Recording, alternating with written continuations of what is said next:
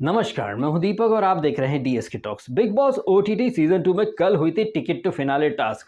Ticket to finale task जो कि बहुत ही इंपॉर्टेंट और बहुत ही एक बड़ी बात होती है, लेकिन वहां पर टास्क के नाम पर एक नेक्स्ट लेवल का चूतियापन चला करके रख दिया था बिग बॉस ने। ओवर द ईयर्स हमने देखा है कि यार बिग बॉस में जब टिकट टू फिनाले होता था एक जुनून दिखता था। वहां पर काफी एक्सट्रीम लेवल की टास्क होती थी, जैसे कि काफी देर तक बॉक्स में बैठे रहो या फिर आप एक खंबे वगैरह पर खड़े रहो, आपके ऊपर साबुन सोडा फेंका जा रहा है। दिखता था कि यार इंसान कितना भूखा है टिकट टू फिनाले प्राप्त करने के लिए, फिनाले में जगह बनाने के लिए। लेकिन अब तो जब से वो फेकसवी को फ्री फंड में टिकट टू फिनाले मिल गया था, अडातिया आकर के दे गया था, टिकट टू फिनाले की कहीं कोई वैल्यू नहीं बची है। और उसी तरह से कल जो टिकट टू फिनाले हमें देखने को मिला है वो एक नंबर का मजाक था। लेकिन ये टिकट टू फिनाले टास्क जिसमें कि वायरल वीडियोस बनाने थे, कंटेंट ऐसा देना था कि वायरल हो जाए, लेकिन आपने देखा वहां कंटेंट के नाम पर वही घिसी पिटी बकवास चल रही थी जो कि हम डे वन से देखते हैं। जहां पर पूजा भट्ट ने इतने सारे ज्ञान दिए, इतने सारे ज्ञान दिए, फॉल्स नोट, ये वो सुर। ये पूजा भट्ट और वो भट्ट की बेटी जो है ना, ये बनती बहुत ज्यादा मैच्योर है, बनती बहुत ज्यादा समझदार है, लेकिन एक्चुअली में पूजा भट्ट के अंदर ना दो कौड़ी की अक्ल नहीं है। जिस हिसाब से पूजा भट्ट दूसरों के ऊपर अपनी मर्जी थोपती है, कोई आश्चर्य की बात नहीं है कि पूजा भट्ट एक घोड़े का एक मछली से कंपेयर कर देगी और बोलेगी कि मछली तेरे को घोड़े की तरह दौड़ना नहीं आता, या फिर घोड़े से बोले तू पानी के अंदर जाकर के जिंदा रह करके दिखा। पूजा भट्ट एक अलग ही विचित्र प्राणी है, बड़ा ही अजीब जानवर है ये पूजा भट्ट। जहां पर आपको टास्क को इंटरेस्टिंग बनाना है वहां पर ये ज्ञान पेलना शुरू कर देती हैं, और सामने वाला इंसान कैसे बोल रहा है, क्या बोल रहा है, भाई ये उसकी एक अलग पर्सनैलिटी है। लेकिन नहीं, यहां पर तो सांसें भी पूजा भट्ट की मर्जी से आपको लेनी पड़ेगी।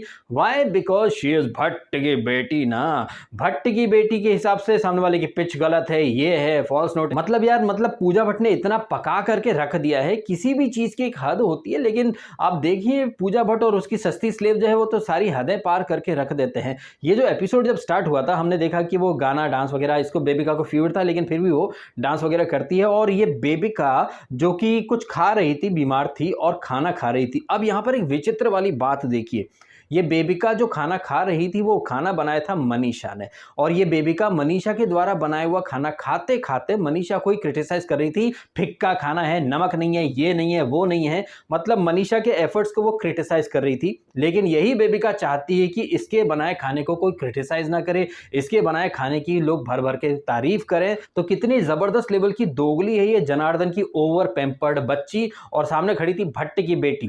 ये भट्ट की बेटी जो कि बहुत ही नेक्स्ट लेवल की इंटेलिजेंट मानती खुद को, बहुत मैच्योर मानती है खुद को। इस भट्ट की बेटी ने एक बार भी बेबिका को आईना नहीं दिखाया कि बेबिका आपको होशो हवास है, आपको समझ में आ रहा है कि आप क्या कह रही हो। आप खुद मनीषा के बनाए खाने की धज्जियां उड़ा रही हो, क्रिटिसाइज कर रही हो, और लोगों से उम्मीद करती हो कि आपके बनाए हुए खाने को अप्रिशिएट करें। क्या आपने मनीषा के बनाए हुए खाने को अप्रिशिएट करा? हालांकि पूजा भट्ट एपिसोड के टुवर्ड्स एंड ये बातें बोलती है कि बी ग्रेटफुल, अप्रिशिएट करो कि तुम्हारे हाथ में एटलीस्ट खाना तो है। लेकिन ये जनार्दन की ओवर पैम्पर्ड बच्ची वहां पर भी एकदम दुत्त करके निकल गई थी कि मैं तो ओपिनियन भी नहीं देती हूं, जाकर के एकदम केकई की तरह रूट करके को भवन में चली गई थी। तो ये ओवर पैम्पर्ड है ये बेबिका। तो एक तरफ ये ओवर पैम्पर्ड जनार्दन की भैंसिया, और दूसरी तरफ वो जिया, भैंसिया और जिया। ये भैंसिया और जिया को लगता है कि पूरा ब्रह्मांड इन्हीं के इर्द गिर्द घूमता रहता है। इनफैक्ट जिया, जिसने कि एल्विश के ऊपर एक टोंट मारा था उस एपिसोड में, जहां पर कि एल्विश के मुंह से निकला था कि कुत्ते बैठे हैं भौंक रहे हैं, तो वहां पर फलक और ये जिया बहुत ज्यादा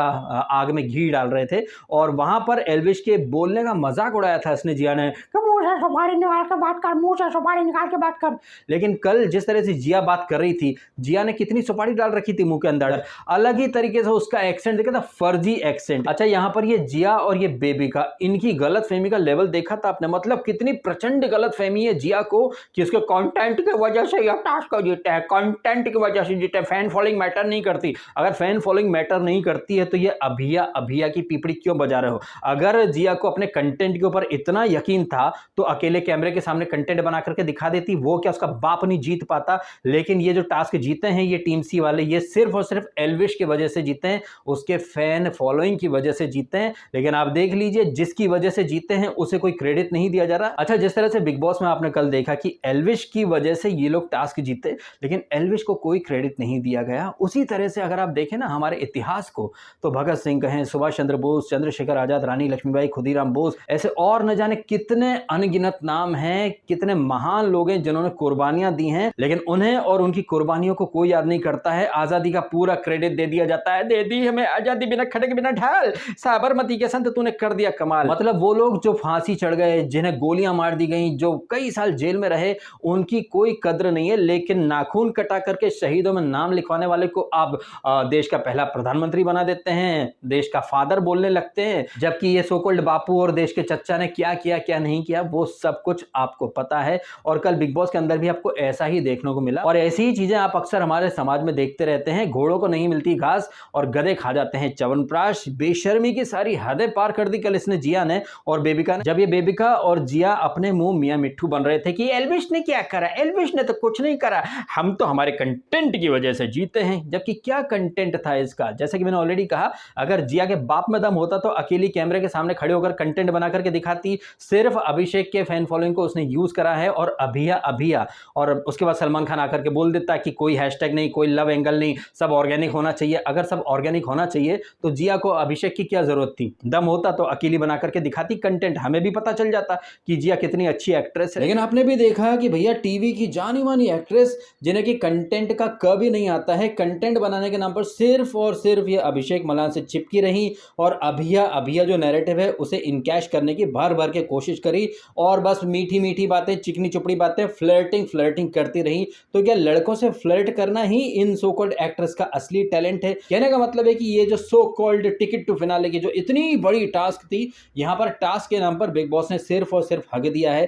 टास्क के नाम पर इन कंटेस्टेंट से वही सारी बातें करवाई जो कि हम लोग डे वन से देखते सुनते आ रहे हैं। तो यहां पर नया क्या किया बिग बॉस ने, और जिस तरह से ये जब से बिग बॉस 16 में अब्दू आया था तब से बिग बॉस को रील बनाने का या फिर शॉर्ट क्लिप बनाने का या फिर कंटेंट बनाने का अलग ही एक बुखार सा चढ़ चुका है। कंटेंट बनाओ, ये बनाओ, वो बनाओ। अरे भैया, ये कंटेंट के नाम पर कंटेस्टेंट वही सारी बातें करते हैं जो कि डे वन से कर रहे हैं, तो ये लूप मोड में वही सारी बातें हम क्यों करें? कुछ नया दिखाओ, कुछ इंटरेस्टिंग दिखाओ, कुछ ऐसा दिखाओ जिससे देखने के लिए ऑडियंस उत्सुक हो जाए, बेकरार हो जाए। इनफैक्ट कल का जो एपिसोड था वो आधा एपिसोड तो मैंने स्किप ही कर दिया क्योंकि टास्क के नाम पर बिग बॉस हग रहा था और ऐसा हगा देखने का अपना तो भाई मन बिल्कुल नहीं था, इसलिए बहुत सारा सेगमेंट अपन ने तो भैया स्किप कर दिया। सीधी बात, नो बकवास। जिस तरह से एल्विश के फैन फॉलोइंग की वजह से जिया और बेबिका टास्क जीते लेकिन क्रेडिट एल्विश को नहीं दिया गया, उसी तरह से जनता को लगता है कि उनके वोट की वजह से कंटेस्टेंट जीता है, जबकि हकीकत में ऐसा कुछ नहीं होता है। मेकर्स का अल्टीमेट कॉल होता है और मेकर्स यहां पर जिया को आगे बढ़ाने के लिए दृढ़ संकल्प लेकर के आगे बढ़ चुके हैं। मैंने कल भी कहा था कि दो बंदरों की जीत में कहीं बिल्ली रोटी ना लेकर के चली जाए। जैसे बिग बॉस 15 में मैंने एक थंबनेल डाली थी, अब ये जो थंबनेल मैंने डाली थी ना बिग बॉस 15 में, ये मेरी बहुत ज्यादा फेवरेट थंबनेल है क्योंकि इस थंबनेल में बहुत ही डीप मीनिंग है। पहले विशाल कोटियान को यूज करती फेकसवी, फिर करण कुंद्रा के साथ तेजरन बनाने का इंस्ट्रक्शन आता है बैक एंड से, कन्फेशन रूम से, फिर तेजरन की पीपड़ी बसती है, तेजरन के ऊपर चढ़ करके ये ट्रॉफी ले जाती है। जैसे फेकसवी ने करण को और विशाल को एक सीढ़ी की तरह इस्तेमाल करा, वैसे ही यहाँ पर ये जो जिया है ये अभिषेक और एल्विश की फैन फॉलोइंग को यूज कर रही है। इस पर्टिकुलर सीन को अगर मैं फूल और कांटे पिक्चर के रेफरेंस से आपको अगर एक्सप्लेन करूं तो आप बेहतर समझ पाएंगे। जैसे वहां पर अजय देवगन गाड़ियों पर आता है लेकिन अजय देवगन गाड़ी चलाता नहीं है, गाड़ी कोई और चलाते हैं, और उसी तरह वांटेड पिक्चर का डायलॉग है ना कि तू यहां आया नहीं है, तू यहां लाया गया है। तो ये जिया फ्री फंड में टिकट टू फिनाले टास्क जीतने वाले लोगों में शामिल हो जाती है थैंक्स टू एल्विश एंड अभिषेक, लेकिन इन दोनों को ही वो क्रेडिट नहीं दे रही। इनफैक्ट कैसे हनी ट्रैप में ये फंसा रही थी अभिषेक को कि क्या भाईचारा मेरे लिए टास्क करना, तो अभिषेक बोलता भी कि भैया भाईचारा ऑन टॉप। उसके बाद आप मेकर्स का दोगलापन देखिए, अभिया अभिया के लिए हैशटैग करते हैं, एपिसोड का टाइटल भी अभिया अभिया, जबकि एपिसोड में सबसे इंटरेस्टिंग और सबसे उम्दा अगर कोई सेगमेंट था तो वो था एल्विश और अभिषेक का भाईचारा। जिस तरह से उन्होंने कहा कि हम दोनों में कोई भी जीते अपनी यूट्यूब कम्युनिटी से कोई ना कोई विनर बनना चाहिए, भाईचारा ऑन टॉप होना था एपिसोड का टाइटल। लेकिन मेकर्स को अभिया अभिया बहुत ज्यादा पसंद है और अभिया में ये जो जिया है ये तो सिर्फ अभिषेक को और एल्विश को इस्तेमाल कर रही है। जिया में खुद का कुछ भी नहीं है। अगर आप पीछे की सीजन में जाए, फेकसवी का खुद का कुछ नहीं था, वो करण और इसको विशाल कोटियन को यूज करके आगे बढ़ी। फिर उसके बाद आपने निम्मो को देखा, जबरदस्ती में शिवरेज की पीपड़ी बजा दी। तो आप देखें कैसे मेकर्स एक स्ट्रेटजी बनाते हैं और अपनी जो कलर फेसेस कहिए या जो टीवी की एक्ट्रेसेस हैं जो कि नल्ली रहती हैं, उनमें खुद में कोई टैलेंट या पोटेंशियल होता है नहीं, वो किसी स्ट्रॉन्ग कंटेस्टेंट के साथ उसे जोड़ करके हैशटैग बना करके आगे पहुंचा देते हैं और जनता को लगता है वाह उनके वोट से कंटेस्टेंट आगे बढ़ रहा है।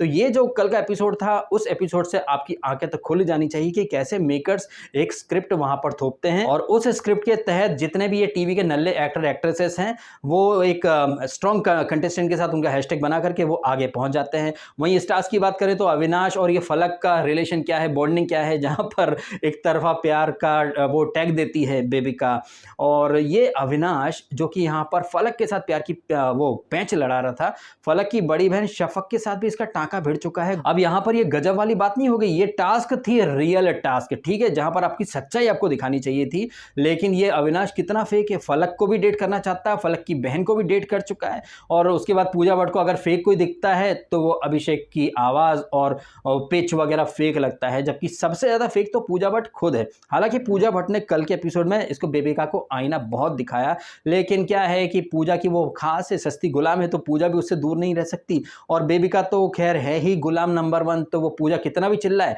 तो बेबिका आ जाती, मैम मेरा इंटेंशन नहीं था, मैम मेरा ऐसा नहीं था, वैसा नहीं था। ओवरऑल कहानी का लब्बो लबाब ये है कि टिकट टू फिनाले के नाम पर कल एक बेहद ही घटिया मजाक किया मेकर्स ने, और जिया और इसको बेबिका को खाम में टिकट टू फिनाले टास्क का विनर बना दिया। हालांकि जब ये एल्विश की टीम टास्क जीती तो अभिषेक जो कि काफी कॉन्फिडेंट था कि भाई मैं तो जीत ही जाऊंगा, मैं तो जीत ही जाऊंगा, लेकिन अभिषेक की टीम हार गई। तो वहां पर 3 इडियट वाला एक जो लॉजिक था ना, एक सीन कि आप फेल हो जाओ तो दुख होता है, लेकिन दोस्त टॉप करता है, आप पीछे रह जाओ तो और ज्यादा दुख होता है। मुझे लगा थोड़ी देर के लिए कि अभिषेक जो है ना वो थोड़ा सा कहीं ना कहीं इनसिक्योर तो हुआ था। अभिषेक ने, मनीषा ने एफर्ट बहुत करे थे, लेकिन उन्हीं की टीम की पूजा भट्ट अपनी ही टीम को हराने पर तुली थी, तो भाई ये कर भी क्या सकते थे। बुरा लगता है जिस तरह से पूजा भट्ट हर जगह अपनी टांग अड़ा देती है, लेकिन पूजा भट्ट को भाई इसी काम के लिए रखा गया है, और मैं बार बार कहता हूं कि पूजा भट्ट की ऐसी हरकतें अभिषेक को अच्छे से हाईलाइट करनी चाहिए, एक्सपोज करना चाहिए, लेकिन वो पूजा जी बोल करके रह जाता है।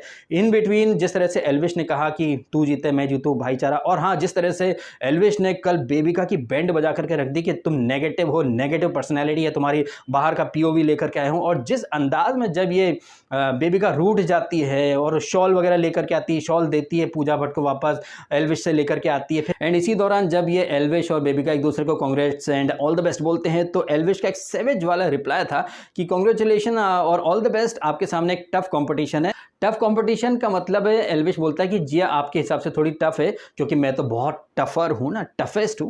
तो ये रिप्लाई मुझे काफी अच्छा लगा, और जिस तरह से इसको बेबिका को आईना दिखाया एल्विश ने, ये भी काफी अच्छा था। तो ये सारी चीजें रही हैं, इन सारी चीजों के अलावा कुछ खास इंटरेस्टिंग रहा नहीं है। मनीषा की स्क्रिप्ट खत्म हो चुकी है, तो मनचली जी से वो प्यार करने लग गई है, और आई थिंक वो ज्यादा सीरियस है, और ये बोलती भी है एपिसोड के स्टार्ट में जब ये खाना बनाती रहती है कि हमें 2 BHK 4 BHK दे देना, किराया नहीं दे पाएंगे, कुछ और दे देंगे।